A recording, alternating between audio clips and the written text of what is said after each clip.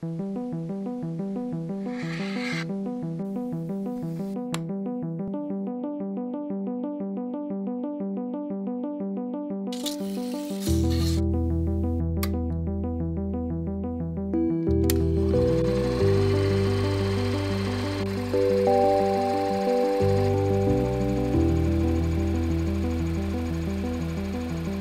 Umar Said Jomblo Aminuddin, Ketua Perkumpulan Sarekat Islam punya 2 juta anggota.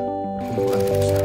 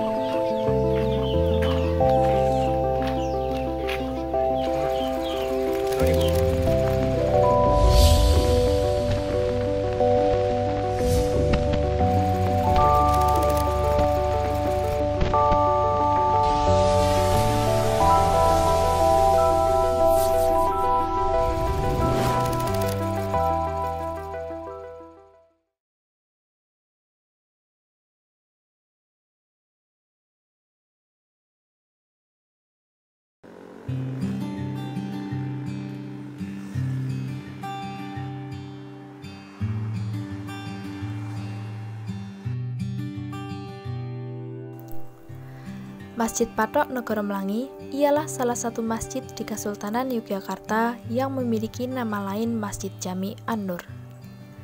Masjid Patok Negoro Mlangi berada di Dusun Melangi, Desa Nogotirto, Kecamatan Gamping, Kabupaten Sleman, Yogyakarta. Lingkungan yang berada di sekitar Masjid Patok Negoro Mlangi, yaitu Padukuhan Melangi, mayoritas beragama Islam. Di sekitar masjid juga terdapat banyak pondok pesantren, bahkan setiap padukuhan memiliki lebih dari 1 pondok pesantren. Nama saya Muhammad Mustafid dan saya Sekretaris Yayasan Nur Iman Melangi, satu yayasan yang menaungi konsorsium pondok-pondok pesantren di Melangi, para pengurus takmir Masjid Patok Negoro Mlangi, tokoh masyarakat, pemuda, dan beberapa elemen yang ada di Melangi. Saya juga salah satu dari pengurus takmir Masjid Jami Patok Negoro Mlangi secara khusus sebagai wakil sekretaris. Sejarah Masjid Patok Negoro Mlangi atau dibangunnya, sebenarnya kalau kita lacak di literatur ada 3 versi. Nah, saya sendiri tidak tahu versi mana yang paling valid, tapi dugaan saya setelah perjanjian Giyanti tahun 1755, kan? Sebab kalau melihat konteks makro sejarahnya, keberadaan Melangi dan Masjid Patok Negoro Mlangi tidak bisa dilepaskan dari perjanjian Giyanti yang membelah Mataram Islam menjadi Yogyakarta dan Surakarta. Masjid Patok Negoro Mlangi secara umum tidak hanya digunakan sebagai tempat beribadah agama Islam saja, tetapi juga berfungsi sebagai tiang negara. Selain itu, terdapat 4 fungsi yang masih bertahan hingga sekarang, antara lain fungsi peribadatan, fungsi pendidikan, fungsi peran sosial, dan fungsi kebudayaan. Sebab Masjid Patok Negoro itu dibangun sebagai tidak lepas dari kosmologi dan struktur Keraton Yogyakarta. Makanya dia disebut sebagai Masjid Patok Negoro. Nah, fungsi Masjid Patok Negoro itu bukan hanya sebagai tempat peribadatan, tapi benteng spiritual dari 4 penjuru mata angin kan, yang mengepung Yogyakarta. Nah, kemudian kalau kita lihat saat ini, maka yang kita lihat ada beberapa fungsi yang masih bertahan. Pertama, fungsi yang paling elementer yaitu fungsi peribadatan. Masih sangat aktif untuk peribadatan masyarakat Melangi. Kemudian yang kedua, fungsi pendidikan. Ada kajian kitab kuning baik untuk anak-anak maupun orang tua. Dan baik di bulan Ramadan maupun di luar bulan Ramadan itu masih aktif dan harian.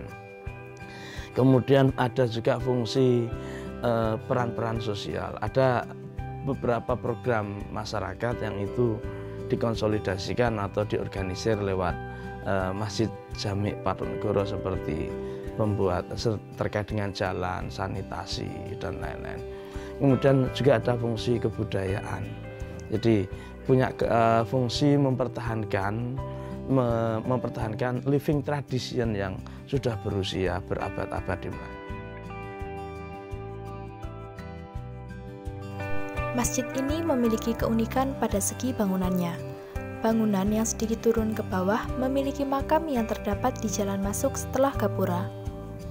Keunikan lain adalah adanya 4 buah sokoguru atau tiang utama yang terbuat dari kayu, serta atap masjid yang berbentuk tumpeng.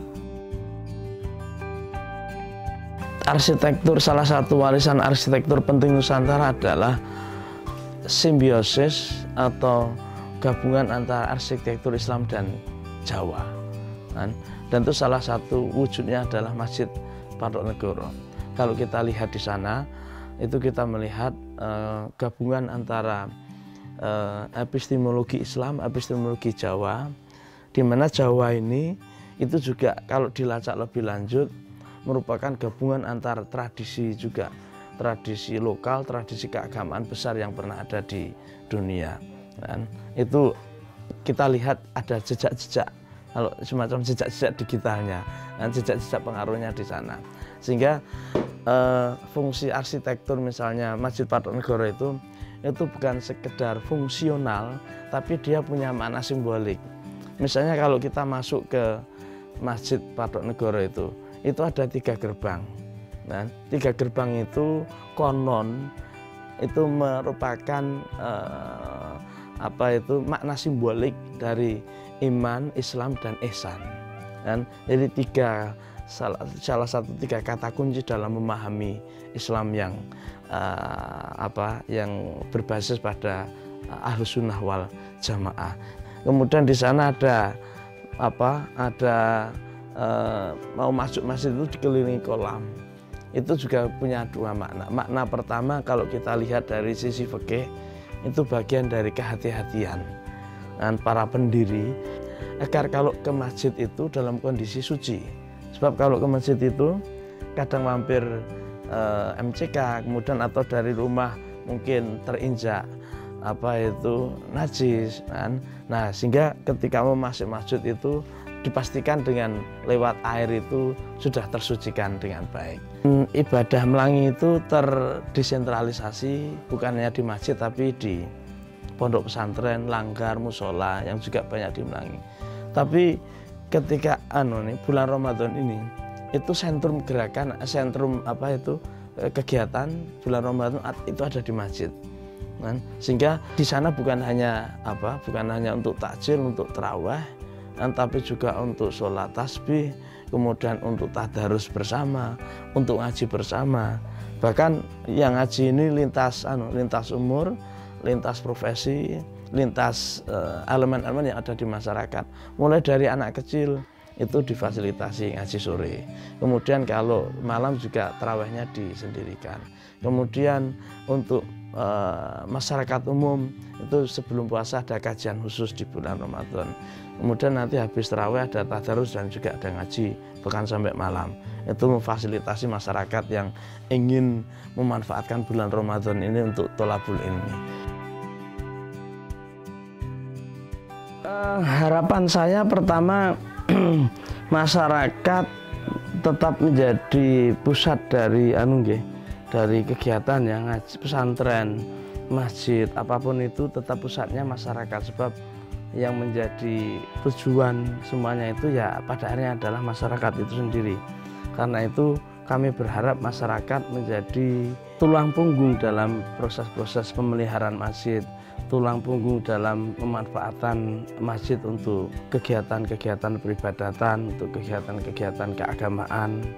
Dan di sisi lain kami juga berharap masjid ini bisa bertahan dengan lama, bisa mempertahankan tradisinya, bisa mengembangkan inovasi-inovasi yang berbasis pada tradisi lokal. Jadi masjid ini mestinya berada di 2 titik. Titik pertama adalah sebagai peninggalan cagar budaya yang mampu mempertahankan dan mengembangkan tradisi yang ada. Kemudian yang kedua sebagai pusat inovasi. Inovasi yang berbasis pada atau berakar pada tradisi lokal.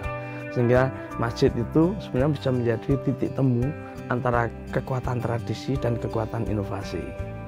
Nah, ini yang sebenarnya dibutuhkan di daerah istimewa Yogyakarta. Berakar pada tradisi yang kuat, tapi inovasinya itu tidak ketinggalan dengan pusat-pusat inovasi dan kreativitas di berbagai kebudayaan dunia.